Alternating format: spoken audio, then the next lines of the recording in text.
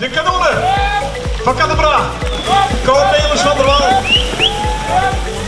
En we zijn die fans van Cornelis. Ja, laat je horen. Natuurlijk. 4 keer waren zij kampioen op rij hier in Driessen-Waterswaard. Dit zijn de kanonnen op de baan die altijd zorgen voor actie en sensatie. De nachtbravers. Voor het marathonwagen het KWPN-paren Rina en Anja.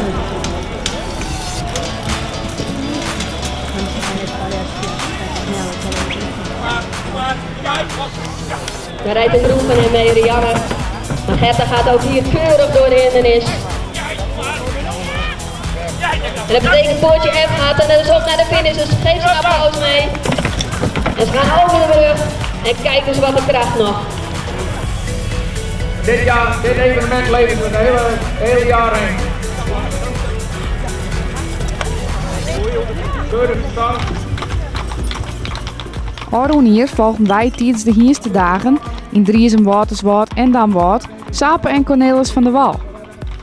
RTV-NOF belibben het Ieper Fries kampioenschap Hierste marathon mei. Op Toonsje zeggen wij met Sape en Cornelis alvast bij de hindernissen. Nou, dit is een hindernis met mooi pro water erin. We moeten 3 à 4 keer tot water heen.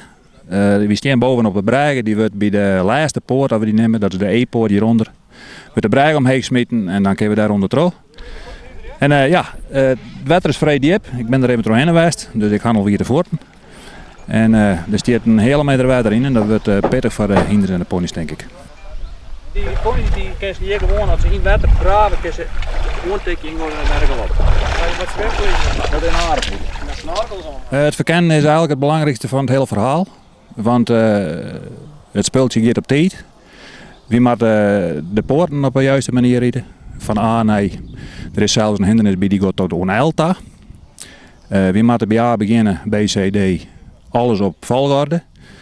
Als we dat verkeerd doen, dan volg je de strafpunten. Dus we moeten precies weten waar we langs moeten.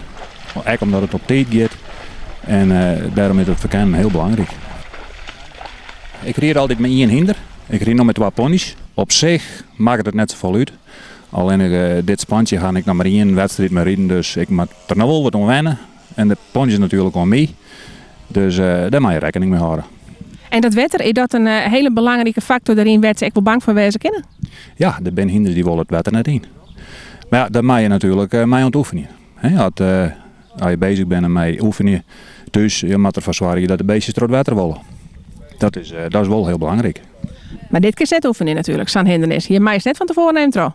Nee, dat klopt. Maar ja, goed, we zijn dan wel onderwijs en dan ben er wel waterplassen en sletjes en plasjes waar we eens even doorheen vliegen. Dus dan is het dat wel wend. Een kwalificatie leidt altijd op de loer. Maar hoe kun je krijg disqualificeren rijtje? Als er een verkeerde poort rijden wordt, dat ik bijvoorbeeld poort C pak voordat ik B gewoon ha, en ik herstel dat net, dan word ik disqualificeerd. En dan kan ik naar huis gaan. Ik mag de oren hindernis nog wel rijden, maar dan doe je niet meer mee.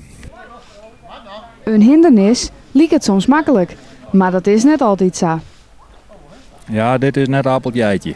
Dit is een hele moeilijke, of moeilijk is het net, maar wel technische hindernis. Ik ga nu een paar lijnen uitrijden om te zien hoe lang het ze binnen van de ene door de letter. Er binnen een paar lijnen die binnen een meter of 4 of 5 langer, maar die rijd ik wel, omdat ik weet welke kant dat mijn ponies het best omdraaien. Als ik de oren kant hem, dan maak ze bijvoorbeeld soms die oren wat minder goed wel. En als ik die langere lijn pak, dan pak ik 3 of 4 meter extra om lengte. Maar dan denk ik dat mijn ponies die per meter extra vlugger op bruggen kennen. Kortere lijn, dat kan wijzen dat de ponies dus hekje blijven ergens, dat ze net de juiste bocht pakken en dat ze boeten de letter om siest, als dat ze om een pijl heen hingen blijven en dan best een heel partij kwijt. Deze hindernis lees ik geen baltjes op een sabbat die eraf vallen kunnen, dus dat valt slag daar. Ik is nog wel een pijl, een beetje knap rijtje, met een karre bijvoorbeeld, dan gebeurt er niks. Maar het moet vloeiend rennen, dat is het allerbelangrijkste. Tijdens het verkennen ben er ook wel eens wat discussie tussen de beide mannen. We lezen dat in Safira zeiden van wat is het beste en dan op een gegeven moment komen we daar wel uit. En dat werd een beslissing van ons te jaren eigenlijk. En dat het puntje bij Pjeltje komt dan dezelfde die achter de teugels zit, die mag toch de pony's de trainer sturen, die zei dan op een gegeven moment van dan doen we het op die manier.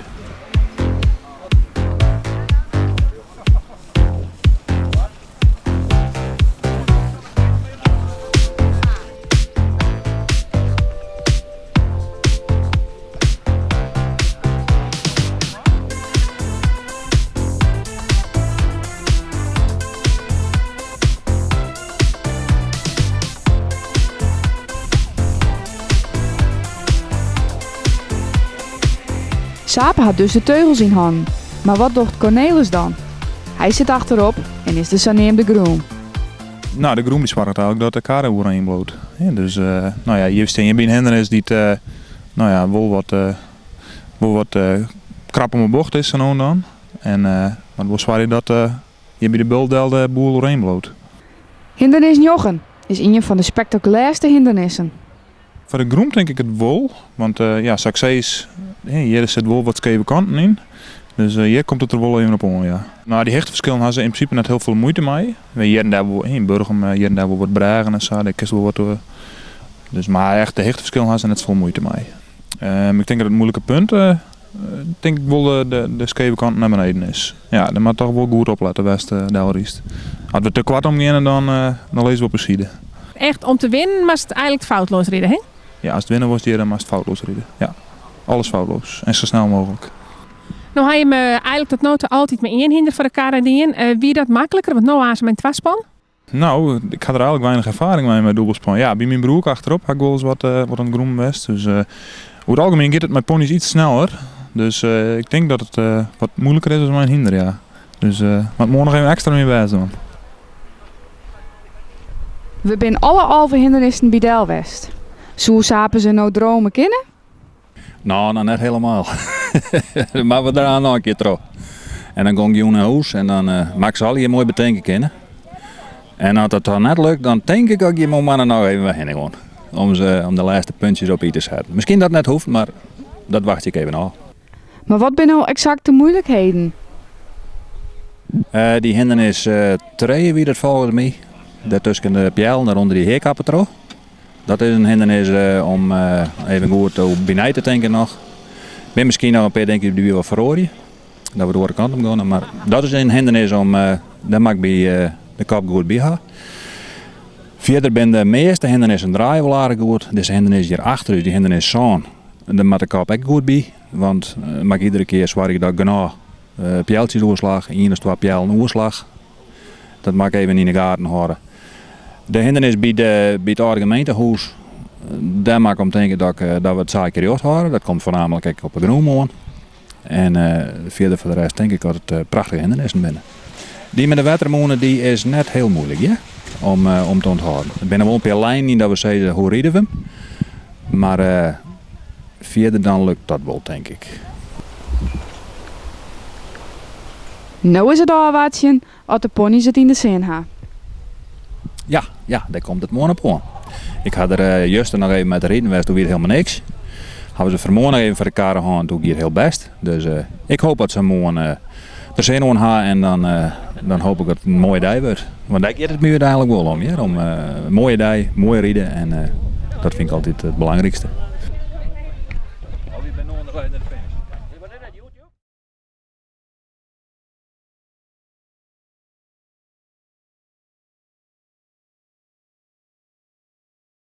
Het is nog een liedje 10 minuten. Klaar voor de start? Ja, we zijn er klaar voor direct. Dat is wel de bedoeling, ja. 9 minuten moet zien, maar we starten. Maar we gaan eerst even inrijden een beetje. En dan wordt het hem wel, denk ik. Van de morgen nog een keer de hindernissen voorbij geweest? We gaan al even een paar pensioen nou ja. Hut er even doorheen. En op dit moment, ben je dan zenuwen? Ja, daar ben wel zenuwen. Maar dat maakt echt, want anders komt het echt niet goed.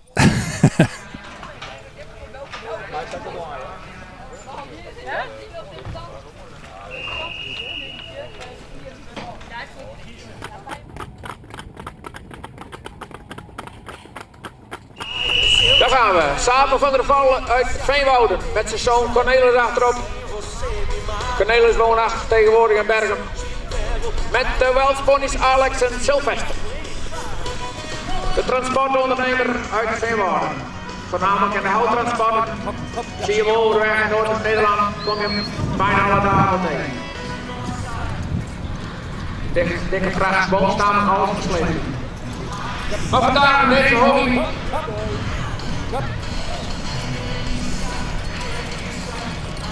Voor het eerst hier op de race met een ponies.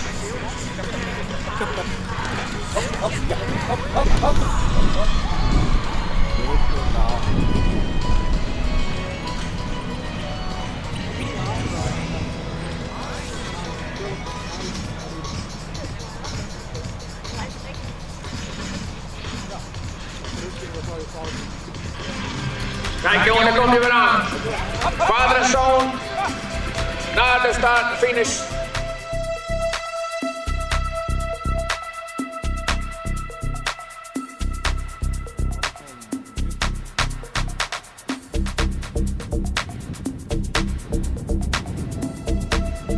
Rechts, rechts, rechts, rechts.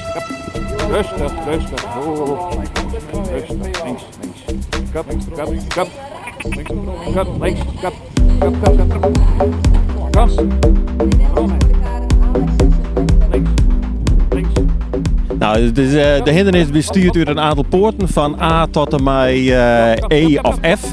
En die moet de deelnemers in de volgorde nemen. Ze komen de start van de hindernis binnen, dan wordt de tijd geklokt. Dan moeten ze de hindernis helemaal in de volgorde nemen. En dan, als ze bij finish, dan wordt de tijd geklokt. En dat moeten ze over 11 hindernissen moeten ze dat doen. Oen het woord is Orne Bosma en hij zit in de wedstrijdleiding. De juiste man die dus exact uitlezen kan hoe zo'n hierste marathon ook correct werkt. Ja, je moet alles wel op volgorde rijden.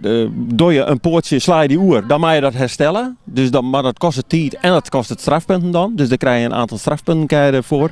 Dus je moet eigenlijk zorgen dat je zo vol mogelijk de hindernis foutloos rijden. En daardoor, en snel. En daardoor krijg je een goed klassement erin.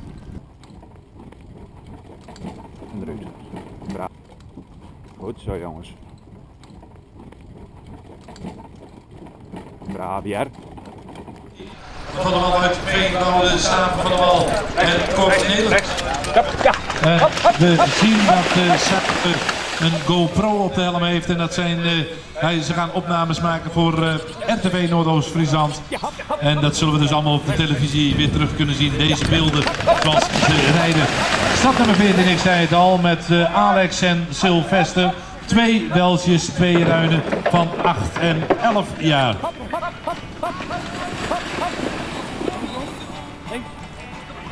En Sapen van der Wal natuurlijk ook een oude bekende. En wat van tijd gaan ze neerzetten. Want daar gaat het vandaag om.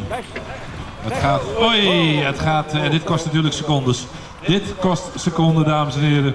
En de tijd die tikt gewoon door. En dat moet niet te vaak gebeuren. Want dan kom je natuurlijk wat seconden achter in het klassement.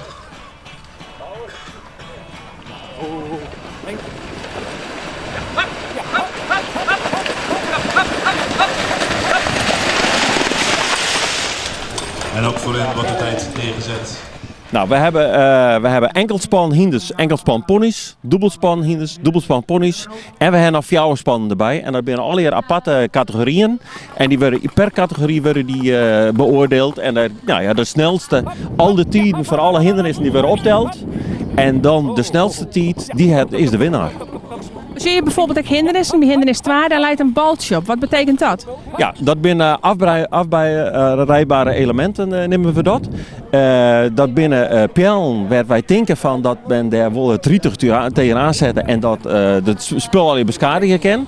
En om een moeilijkheidsfactor in te bouwen, hebben we daar een baltje op liggen. En ze gaan het baltje eruit rekken, dan kost het dan extra strafpunt.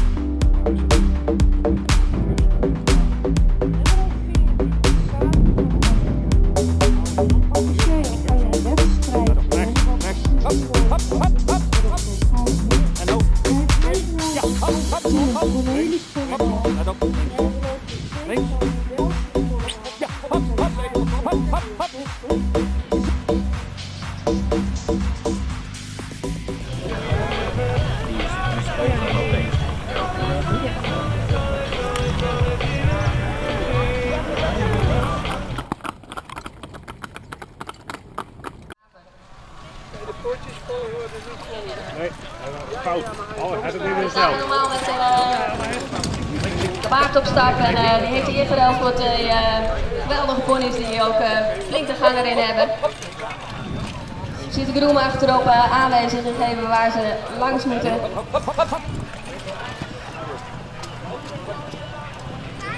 Ik zeg eerst links en dan de eerste rechts.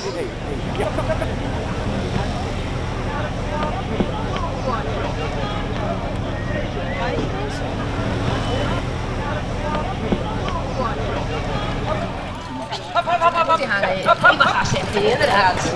Het is een planning mee, dames en heren, en dan gaan ze misschien nog even net sneller. De burger hier kort. Kort er doorheen. Links. Wat we gaan met Sidi. Daar is Meijer in de zaal. Ja, hop. Links. Ik hoor het fluitje op hindernis nummer 2. Dat betekent dat naar de volgende deelnemer ook zijn opwachting gaat maken. En als ik het goed zie, moet dat nummer 25 zijn. En 25, dat is het Menting Veenema uit Jisteren. Links. Geef een applaus mee, dames en heren. En kijk, ze even gaan. Goed zo, bravo.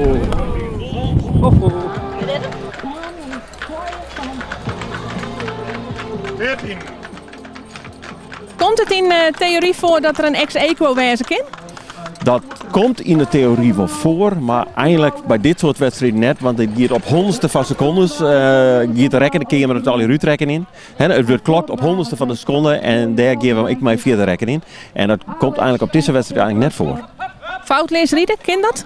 Foutloos reden kent dat je helemaal geen fout maakt in een hindernis en een hele snelle T-delt zetten, dan krijg je helemaal geen strafpunten. Dus dat is heel goed. Wat we dit hier voor het eerst invoerd hebben, is dat we op T rieden. Dus bij hindernis 1 wordt de starttijd klokt. En bij hindernis 11 wordt de eindtijd klokt. En ze moeten binnen 1 minuut 50 of 1 uur 50 minuten moeten ze binnen wezen. Komen ze daar boeten binnen, dan krijgen ze strafpunten. En dat hebben we die in om de voorganger wat in te houden. Oren hebben we altijd dat de meesten op een ander wachten. En dan weer op een hindernis wie zonder weer dan hier een kwartier dan weer er net in. En nu proberen we dat te voorkomen dat we nog een constante aanstroom hebben op een hindernis. En dat is voor de deelnemers mooi. En er zit genoeg ruimte in het traject om ik in eind te stappen. Ja. Ga je deze? Ja. Ja. Dus. Bravo. Rechts. Rustig. Rustig maar Alex. Rustig jongen. Rustig. Oh braaf. Rustig. Oh braaf.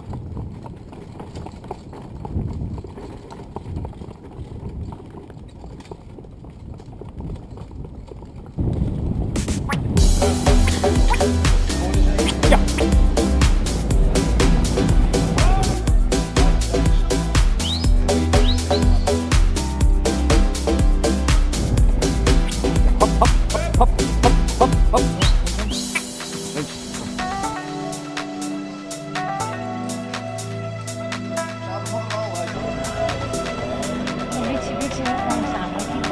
Ja, sneller.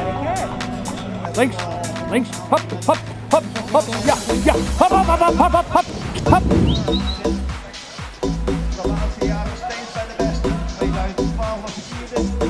Links, links, ja, hop, links, hop, hop, hop, links, hop, hop, hop, rechts.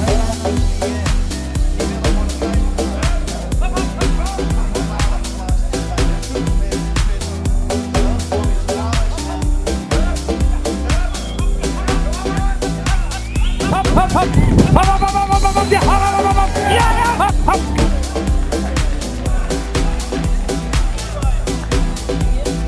Hop, klaar, hop, hop, hop.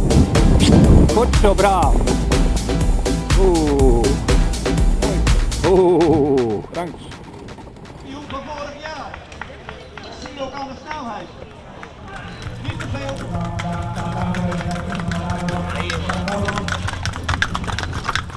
Ah, goeie. Ja.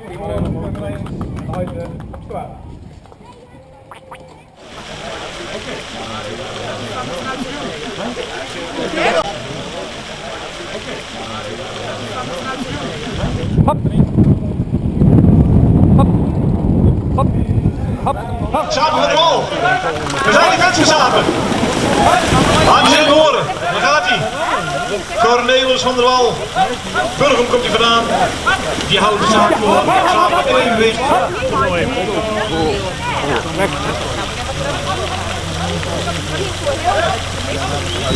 Straks komt volgens mij nog een van zijn zonen in actie. Maar dan straks. Maar we zijn eerst bezig met de man on track en dat is Sapen van der Wal.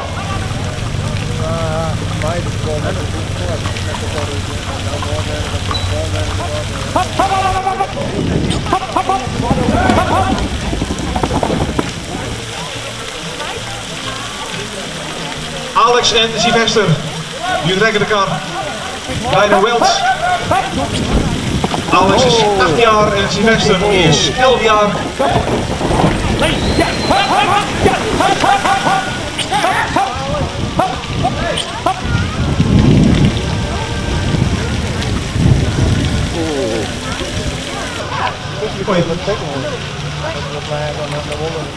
Helaas, applaus voor Sapen van der Wal.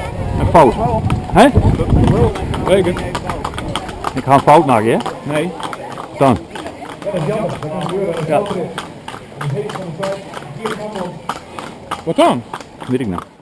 En wat doe je nou de hele dag? Je rennen je bij de verschillende hindernissen langs. En wat doe je dan? Ja, wij we bestaan nou in een groepje van 3 wedstrijdleiders. Ben er Hans Sumbrink erbij en Frans Weits en ik dan zelf. En wij rennen alle hindernissen bedel. En dan zien wij, jongens, rent alles goed. En waar het probleem binnen, proberen wij de problemen op te lossen. En zo zorgen dat alles zo vlekkeloos rent.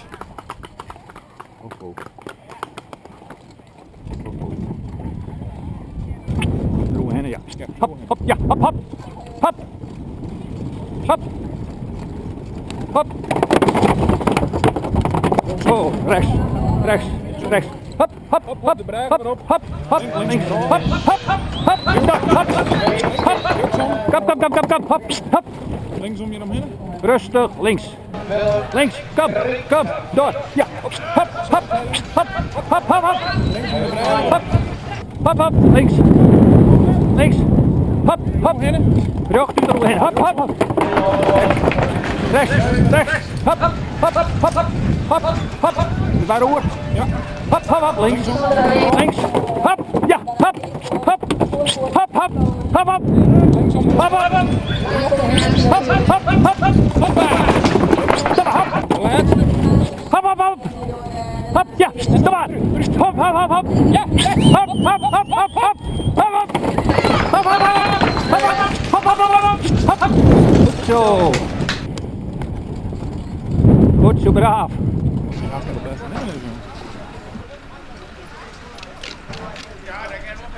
De paardenmarathon van Driersum, de 26e, zit erop. Ja, vertel. Ja, een disqualificatie. Hè? Ik ga in de laatste hindernis de start-finish verkeerd nam. De finish verkeerd nam. En dan kreeg een dikke D en dan doet het net meer mee. Maar ik ga hier het prachtig mooi in. Dat wel. Ja, want had ik het eens even samen mijn indruk weer echt super snel. Ja, ze waren goed. Het draait aan een trein wat dat betreft. Wien was een paar daar een stuurfoutje bij. Maar ja goed, dat had ik hier kijk op verteld. Dat de Spamponies doet ook nog de tweede wedstrijd mee deze. En dat moet toch even wennen. Ja, en dan zitten we daar aan het parcours en dan hebben we natuurlijk de meesten praten. En al hier eigenlijk vol af over het mooie Spamponies. Ja, het is ook een heel mooi Spamponies. Ze rennen mooi, netjes, mooi jonker. Ik ga van de week een keer voor het weer het hopeloos. Maar ik gie Joert gelukkig weer heel mooi. En het past mooi bij een ander. Het loopt te jaren. Ja, dat werkt heel mooi.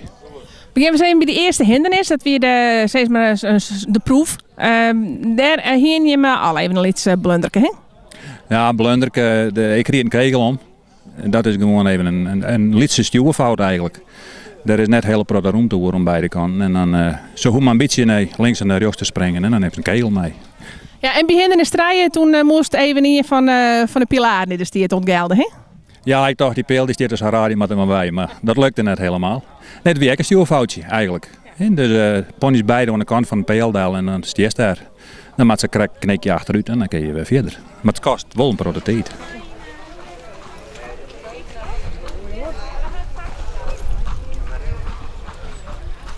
En alle mooie snelle tijden, ja, binnen niks meer. Nee, eigenlijk net. Maar zoals ik zei, we gaan het hartstikke mooi rijden. En ik ben dan eigenlijk nog wel weer zo, nou, we hadden juist de zeilfout pensioen. En dan had je een disqualificatie, dus telt net met mij. Maar ik ga je wel heel prachtig mooi rijden. Dus wat dat betreft dan ben ik heel tevreden.